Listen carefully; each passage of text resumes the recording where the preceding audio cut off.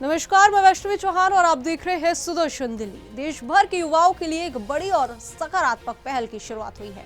12 जनवरी 2026 को राष्ट्रीय युवा दिवस के अवसर पर अखिल भारतीय विद्यार्थी परिषद ने देशव्यापी अभियान screen time to activity time का शुभारंभ किया। इसका आयोजन हैदराबाद भाग्यनगर केंद्रीय विश्वविद्यालय से किया गया, जहां एबीवीपी के राष्ट्रीय महामंत्री डॉक्टर वीरेंद्र सिंह सोलंकी ने युवाओं को डिजिटल लत से बाहर निकालकर प्रकृति, खेल और समाज से जुड़ने का संदेश दिया। उन्होंने और क्या कुछ कहा, वो आपको सुनाते हैं। आज अखिल भारतीय विद्यार्थी परिषद हैदराबाद सेंट्रल यूनिवर्सिटी के इस कैंपस में रन फॉर नेशन कार्यक्रम के माध्यम से हमने screen time to activity time campaign को पूरे भारत में लॉन्च किया है।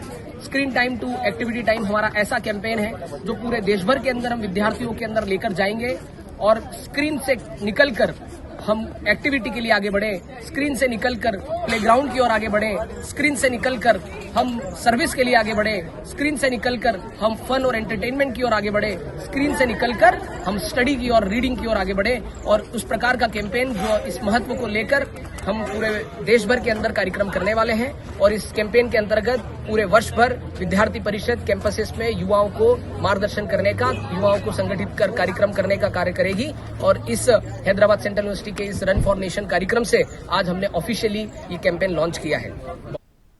एबीवीपी ने इस अभियान के तहत विभिन्न गतिविधियों की रूपरेखा बनाई है। Screen time to green time, screen time to play time, screen time to fun time और मील विदाउट स्क्रीन जैसे पहल युवाओं को सक्रिय, स्वस्थ और जागरूक जीवन शैली अपनाने के लिए प्रेरित करेगी। डॉक्टर सोलंकी ने स्पष्ट किया कि ये केवल कार्यक्रम नहीं बल्कि एक देशव्यापी जन आंदोलन है। ये शुरुआत स्वामी विवेकानंद जी की 164वीं जयंती पर हुई और एबीवीपी का यह आयोजन, यह अभियान निश्चित रूप से युवाओं को उनके सामाजिक और प्राकृतिक मूल्यों से जोड़ने में क्रांतिकारी साबित होगा। फिलहाल इस रिपोर्ट में इतना ही। देश और दुनिया की तमाम खबरों के लिए हमारे साथ जुड़े रहे और देखते रहे सुदर्शन न्यूज।